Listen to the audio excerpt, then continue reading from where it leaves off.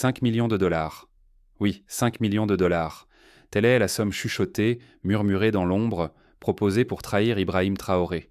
Mais ce pactole n'a pas été offert à un adversaire politique notoire, ni à un agent étranger venu de loin. Non, il était destiné à un homme de l'ombre, son plus proche garde du corps. Un visage que personne ne reconnaîtra jamais dans la rue, que nul n'acclamera en public, et qui disparaît dans la foule, invisible et silencieux. Ce scénario n'est pas une invention de notre époque. Il s'inscrit dans la continuité d'une longue histoire africaine, où la proximité, l'intimité, deviennent les terrains les plus fertiles à la trahison. Depuis des décennies, sur tout le continent, les présidents ne tombent presque jamais sous les coups de forces ennemies venues d'ailleurs. Non, la chute vient toujours du dedans, d'un frère, d'un ami, d'un confident, d'un homme que l'on croit connaître et en qui on place une confiance aveugle. La trahison, ce poison silencieux, s'infiltre d'abord dans ce cercle minuscule où la confiance parfois vaut moins que l'or. Il suffit d'un doute, d'une promesse, d'un billet glissé, et le destin d'une nation peut basculer. L'histoire du Burkina Faso semblait prête à répéter ce drame, implacablement. On a offert une fortune, la promesse d'une vie nouvelle à l'étranger, des papiers pour la famille. Il ne manquait qu'un geste, qu'un regard détourné, qu'une nuit sans témoin pour tout faire sombrer. Mais, contre toute attente, le garde du corps a refusé. Ce nom, murmuré dans l'ombre, n'a pas fait la une des journaux. Pourtant, ce mot a tout changé. En un instant, il a brisé la chaîne fatale qui, déjà, avait emporté tant de dirigeants africains. Si la loyauté avait cédé, le Burkina Faso aurait sombré. Chaos, violence, larmes, une page de plus écrite dans la mémoire douloureuse du continent. Mais cette fois, un homme a préféré la dignité à la fortune. Ce refus n'a pas seulement protégé une vie. Il a peut-être sauvé tout un peuple, prouvant qu'un autre futur est possible, que la fidélité peut réécrire l'histoire et que la détermination individuelle peut inverser le cours du destin collectif. Pour mesurer la portée de cet acte, il faut plonger dans les racines profondes de la trahison politique en Afrique, explorer les circonstances et les conséquences de ces choix individuels qui, souvent, pèsent des plus lourds que 1000 discours ou traités. Pourquoi la trahison, plus que la guerre, marque-t-elle à ce point l'histoire des dirigeants africains ? Pourquoi les grandes idées africaines, portées par des leaders charismatiques, se brisent-elles toujours sur les mêmes récifs invisibles ? Cette question hante le continent, bien plus profondément que les armées étrangères ou les chars d'assaut. Ce ne sont pas les invasions qui défont les révolutions africaines, mais des fissures secrètes, ouvertes par ceux qui auraient dû protéger, aimer, suivre jusqu'au bout. Prenons l'exemple de Patrice Lumumba, espoir du Congo au début des années 60. Lumumba, élu Premier ministre, portait les rêves d'indépendance et de dignité de tout un peuple. Il croyait pouvoir s'appuyer sur Joseph Mobutu, son frère d'armes.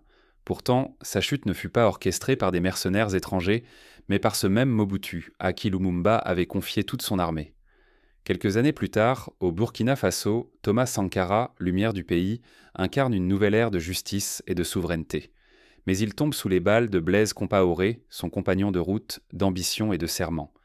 Ce n'est pas un hasard, mais un schéma qui se répète. L'adversaire n'est jamais loin, il est presque toujours un intime, un homme du premier cercle. Le drame se répète, obstiné et cruel. Les forces extérieures, qu'elles soient d'un mondial ou régional, n'ont presque jamais besoin d'imposer leur puissance de front. Pourquoi forcer une porte dont le verrou a déjà cédé de l'intérieur ? Elles attendent, cherchent la voie familière, la main connue qui sait quand, la vigilance flanche quand le leader s'épuise ou baisse la garde. Promesses, murmures, soupirs d'un avenir meilleur. La trahison glisse doucement, portée par la chaleur de l'intimité, jamais par la brutalité ouverte. Aussi longtemps que nous refuserons de voir cette mécanique, chaque tentative d'émancipation s'effondrera selon le même schéma. La dignité, la souveraineté, l'espoir d'un destin choisi. Tout vacille quand la confiance la plus intime se troque contre une valise de billets ou des mirages lointains. Pourtant, au Burkina Faso, l'histoire a tremblé. Cette fois, le vieux scénario s'est fissuré. Dans l'ombre du pouvoir d'Ibrahim Traoré, un homme a reçu une offre, 5 millions de dollars pour trahir.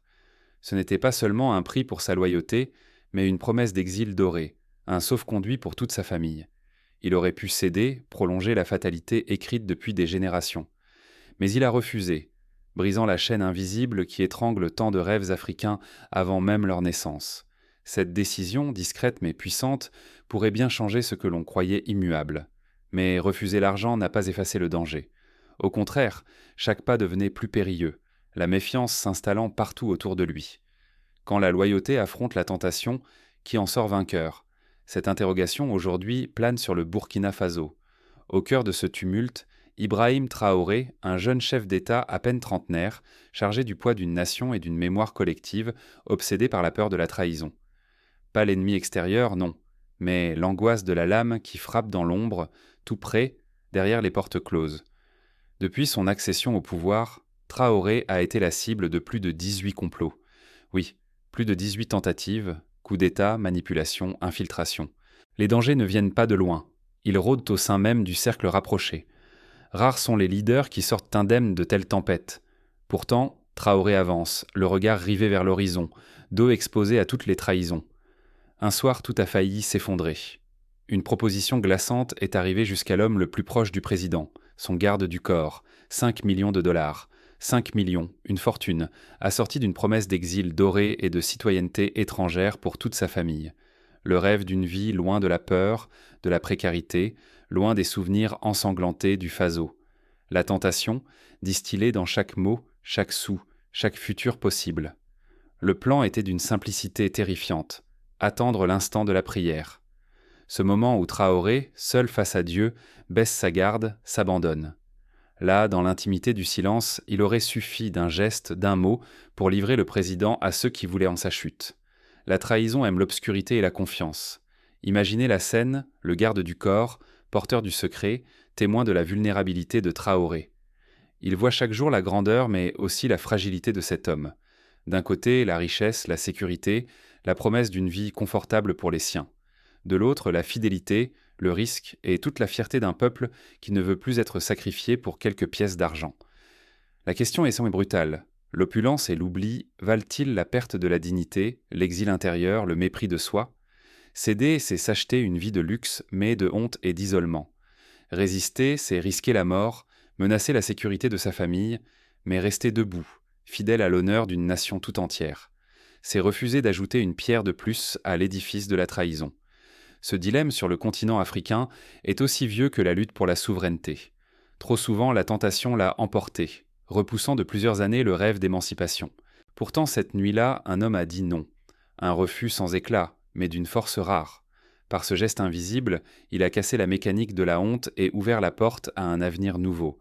Mais cette décision n'a pas seulement sauvé un homme, elle a bouleversé les règles du jeu, et rappelé que l'Afrique peut encore écrire sa propre histoire. Un seul homme loyal peut-il réellement infléchir le cours de l'histoire, là où tant de prédécesseurs ont échoué? Cette interrogation parcourt l'Afrique portée par les fantômes des rêveurs brisés et le poids de l'amertume. Elle plane sur chaque révolution, chaque espoir avorté, chaque nouvelle aube qui finit par ressembler à la nuit précédente. Regardons de plus près. Thomas Sankara et Blaise Compaoré, deux frères d'armes unis par une amitié qui semblait indestructible. Mais le sommet du pouvoir transforme les liens, la fraternité se craquelle jusqu'à laisser place à la trahison la plus intime.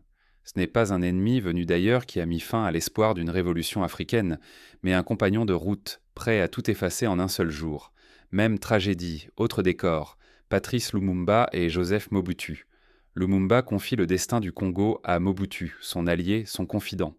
Ce n'est pas l'image de soldats étrangers fracassant la porte qui reste, mais celle du poignard silencieux planté par celui en qui il croyait. Ce soir-là, la mort de Lumumba a emporté bien plus qu'une vie. Elle a enterré la possibilité d'un Congo libre, maître de son histoire. Le prix de ces trahisons? Il ne se limite jamais à la disparition d'un leader, c'est souvent une décennie d'avancée réduite à néant. C'est l'espoir d'un continent brisé, ralenti, qui peine à se regarder sans honte dans le miroir du monde. À chaque fois, c'est toute une génération qui voit son futur enseveli. La souveraineté se transforme en mirage, déchirée par ceux qui devaient la défendre, jamais par l'ennemi déclaré. Ce scénario se répète, implacable, l'assassin n'arrive presque jamais de l'extérieur. Toujours, il s'agit d'un proche. Un homme qui connaît les failles, les silences, les habitudes du dirigeant. Il ouvre la porte, parfois au sens littéral, souvent au figuré, à la destruction, à l'humiliation, à la soumission d'un peuple tout entier. Ce qui se joue, c'est bien plus que la vie de quelques hommes. À chaque trahison intime, l'Afrique perd du temps, des repères, et la confiance entre ses propres enfants. La croyance en la loyauté s'effrite, entraînant avec elle la dignité, la souveraineté, le respect de soi. La blessure s'infecte, et l'image d'un continent vulnérable finit par s'imposer, dans le regard des autres comme dans le sien. Pourtant, au sein de ce cercle fataliste, un événement inattendu surgit au Burkina Faso. Là où tout semblait être écrit d'avance, Le refus d'un seul homme a défié la logique de la trahison. Pour la première fois depuis bien longtemps, la loyauté n'a pas cédé. Un cycle a été brisé. Mais que s'est-il vraiment passé cette nuit-là à Ouagadougou ? Pour comprendre la portée de ce refus, il faut revenir sur l'offre qui aurait pu tout faire basculer. L'histoire n'est pas une condamnation à la répétition. Elle offre une échappatoire à condition de reconnaître la vraie force lorsqu'elle s'exprime en silence, loin des regards. Ce qui s'est joué au Burkina Faso dépasse un simple épisode politique. Un seul homme face à une somme inimaginable, 5 millions de dollars en billets neufs, un passeport étranger pour sa famille entière et la promesse d'une vie à l'abri de la peur, a restauré l'idée que le cycle de la trahison n'est pas une fatalité. Ce refus, discret mais décisif, rappelle que l'histoire bifurque souvent dans l'ombre. Ce garde du corps n'a pas choisi la fuite facile ni l'enrichissement personnel. Il est resté, il a protégé, il a honoré un serment, là où tant d'autres auraient amplié devant la peur ou la tentation d'une vie meilleure ailleurs. Son choix affirme la force de la loyauté et de la dignité, deux piliers sans lesquels aucune souveraineté ne survit. Son geste a déjà fait écho bien au-delà des frontières du Burkina Faso. Il inspire une génération nouvelle, celle qui rêve d'une Afrique capable de défendre sa souveraineté de l'intérieur. L'exemple de ce garde prouve que la force d'un leader n'est pas dans les slogans ni dans les institutions, mais dans la solidité des liens humains qui l'entourent. La politique, la stratégie, les discours solennels, tout cela s'effondre si les actes de loyauté ne sont pas réaffirmés jour après jour dans l'ombre. Ce sont les choix invisibles, les sacrifices sans témoin qui forgent la solidarité réelle et la résistance à l'adversité. L'Afrique n'a pas besoin de héros de légende. Elle a besoin d'hommes et de femmes qui, chaque jour, refusent donc de trahir, même quand nul ne les regarde. Banaliser ce genre de refus, c'est s'interdire la possibilité de réinventer la gouvernance africaine. Mais honorer ces gestes, leur accorder la reconnaissance méritée, c'est ouvrir la porte à une nouvelle culture politique, une culture de loyauté, de dignité, de courage silencieux. C'est là que naît la rupture véritable avec la fatalité. Ne sous-estimons jamais la portée d'un simple choix, ni la force d'un refus muet. Aujourd'hui, le destin du Burkina Faso, et peut-être de tout un continent, a été infléchi par la décision d'un homme resté fidèle à sa parole. Voilà la leçon. C'est l'intégrité de chacun face aux tentations et pressions invisibles qui dessinent l'avenir commun. Mais cette histoire ne s'arrête pas là. Reste à savoir si l'exemple sera suivi ou s'il restera une exception dans le tumulte du continent. L'histoire avance par des gestes silencieux autant que par les grands discours. Ce refus, ce simple non glissé dans l'ombre, a pesé plus lourd que 1000 proclamations hâtives ou accords officiels. Sans éclat, il s'est inscrit dans la mémoire du Burkina Faso et, au-delà, résonnant dans l'imaginaire de tout un continent. Derrière chaque effondrement national, chaque chef renversé, il y a rarement la seule force brutale ou la manigance étrangère. Bien souvent, tout se joue dans la fragilité d'un lien, dans la fissure d'une confiance trahie. L'Afrique, trop de fois, a dû penser les entailles ouvertes par ceux qu'elle croyait proches. Aujourd'hui, une autre lumière s'allume dans la mémoire collective. Pour une fois, un homme a choisi la dignité plutôt que la fortune. Il a préféré l'honneur de son serment à l'exil doré. 5 millions de dollars lui ont été proposés, une somme capable d'acheter le silence, la trahison, l'oubli. Il a dit non.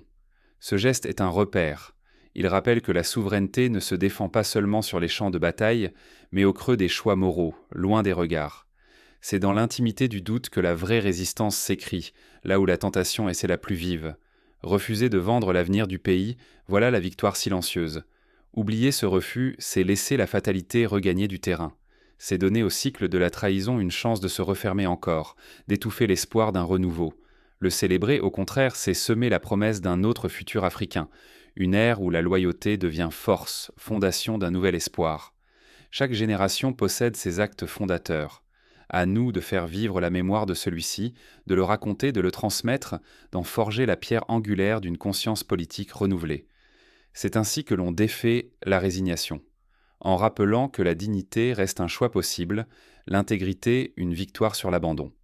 La responsabilité ne pèse pas sur les seuls dirigeants ou gardes du corps. Elle est entre nos mains, dans nos choix quotidiens, notre vigilance, nos exigences. Chaque fois que nous refusons l'injustice, que nous restons fidèles à une cause, nous perpétuons ce geste de loyauté. N'attendons pas la prochaine crise, ni le prochain départ tragique pour réveiller nos consciences. Engageons-nous, chacun à notre mesure, à questionner nos fidélités, à soutenir ceux dont l'intégrité vacille sous la pression. Car si l'Afrique veut écrire un nouveau chapitre, il s'ouvrira toujours sur ce refus discret, ce choix invisible qui décide de tout, rester fidèle à soi-même et à la nation. Voilà l'enjeu véritable de notre époque. La flamme de ce geste ne doit pas s'éteindre avec le tumulte de l'actualité. Elle doit brûler dans chaque discussion, chaque débat, chaque rêve d'un avenir meilleur. Il nous revient collectivement d'honorer cette mémoire, d'en faire le socle solide sur lequel bâtir demain. Pour enrichir notre compréhension et étoffer la réflexion, examinons des parallèles historiques plus larges, des exemples concrets, et dessinons des pistes d'action concrètes pour transformer ce refus silencieux en mouvement collectif. Prenons le cas du Ghana, dans les années 60. Kwame Nkrumah, premier président du Ghana indépendant, était porteur d'un immense espoir panafricain.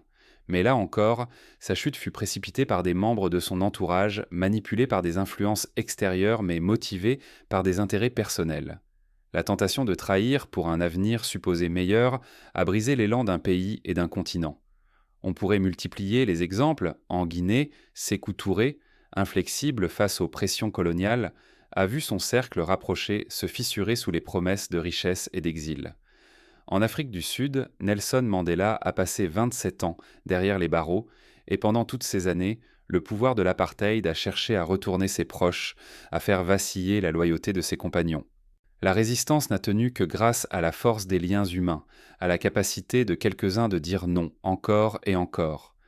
Dans les temps modernes, les présidents du Mali, du Niger ou de la Côte d'Ivoire ont tous été confrontés à cette mécanique implacable, la tentation de la trahison, plus forte que la peur de l'ennemi extérieur.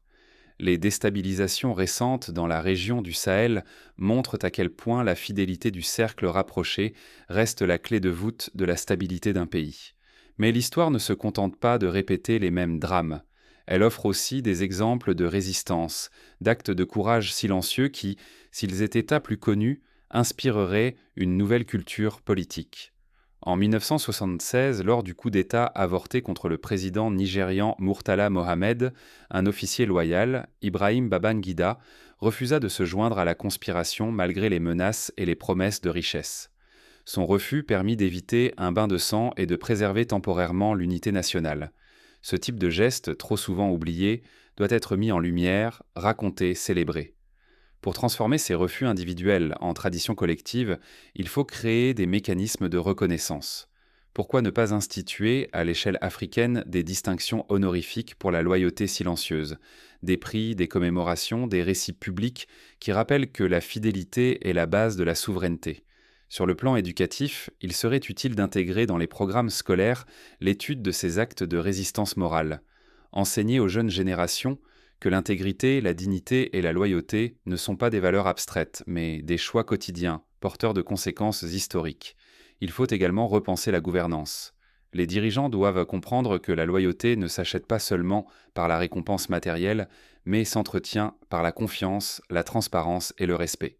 En renforçant les liens de solidarité, en créant des espaces de dialogue où chacun peut exprimer ses doutes sans crainte de représailles, on diminue le pouvoir destructeur de la tentation. Au niveau de la société, chaque citoyen doit se sentir responsable du climat de confiance. Refuser la corruption au quotidien, dénoncer les abus, soutenir les lanceurs d'alerte, voilà des gestes qui, répétés à grande échelle, tissent le fil d'une nouvelle histoire. Il serait également pertinent de mettre en place des réseaux de soutien aux familles des personnes qui, par leur loyauté, se retrouvent menacées ou isolées. Trop souvent, la peur de voir ses proches souffrir pousse à la compromission. Un fonds de solidarité, alimenté par la société civile, pourrait offrir une protection concrète à ceux qui choisissent l'honneur plutôt que la trahison. Imaginons par exemple un réseau panafricain de soutien psychologique et matériel capable d'intervenir rapidement pour protéger les familles exposées à des représailles. Cela renforcerait le sentiment que la société tout entière soutient ceux qui font le choix de la difficulté morale. Autre piste, organiser des journées nationales ou continentales de la loyauté, pour commémorer publiquement ces actes discrets, pour raconter les histoires de ceux qui, dans l'ombre, ont sauvé plus que des vies individuelles, mais l'honneur de tout un peuple. Enfin, il est essentiel d'utiliser les outils modernes de communication pour diffuser massivement ces exemples positifs. Les réseaux sociaux, les documentaires, les podcasts peuvent servir à transmettre ces histoires de courage silencieux à toute une génération, bien au-delà des frontières du Burkina Faso. Ce récit ne doit pas s'arrêter à un simple fait divers. Il doit devenir une source d'inspiration, un moteur de mobilisation, un ferment de renouveau pour l'ensemble du continent africain. La mémoire de ce garde du corps du Burkina Faso doit être entretenue, célébrée, transmise. Elle doit inciter chacun à se demander : que ferais-je à sa place ? Et surtout, que puis-je faire aujourd'hui pour rester fidèle à mes valeurs, à mon peuple, à ma conscience ? Car, au-delà des grands événements, ce sont bien ces choix silencieux, ces petits refus quotidiens, qui forgent la trajectoire d'une nation. L'Afrique de demain se construira par la somme de ses fidélités, par la multiplication de ses gestes d'intégrité, par la capacité de chacun à résister à la tentation, quels que soient les risques. La question de la trahison et de la loyauté ne concerne pas que les palais présidentiels ou les cercles du pouvoir. Elle traverse la société tout entière, de l'enseignant qui refuse une enveloppe pour fausser les résultats d'un examen, au fonctionnaire qui dénonce une fraude, à la mère de famille qui enseigne à ses enfants que l'honneur n'a pas de prix. Songez à ces milliers de gestes anonymes dispersés à travers le continent qui chaque jour consolident le mur invisible de la dignité africaine. Ce sont eux, bien plus que les grands discours, qui préparent le terrain d'une souveraineté réelle. En définitive, l'histoire du garde du corps du Burkina Faso n'est pas seulement le récit d'un refus héroïque. C'est un miroir tendu à chacun d'entre nous, une invitation à repenser nos propres fidélités, à mesurer la portée de nos choix, à comprendre que le destin collectif se joue d'abord dans l'intimité de chaque conscience. C'est pourquoi il importe de clore la question de la dette de la trahison par une action résolue. À chacun de prendre le relais, d'honorer la mémoire de ce refus, de le transformer en habitude, en réflexe, en culture partagée. La prochaine fois qu'une tentation surgira, qu'un choix difficile s'imposera, souvenons-nous de ce non discret, de ce geste invisible qui a sauvé, cette nuit-là, l'avenir de tout un peuple. C'est ainsi, pas à pas, acte par acte, refus après refus, que l'Afrique, le Burkina Faso et chaque nation pourront défaire le cycle de la trahison et bâtir enfin un futur où la dignité ne sera plus un luxe, mais la norme. N'oublions jamais, la force d'une nation ne se mesure pas à la taille de son armée, ni à la richesse de son sol, mais à la capacité de ses enfants à rester fidèles, même dans l'ombre, même quand personne ne regarde. C'est là, dans l'invisible, que se forge la souveraineté véritable, et que se dessine, pour de bon,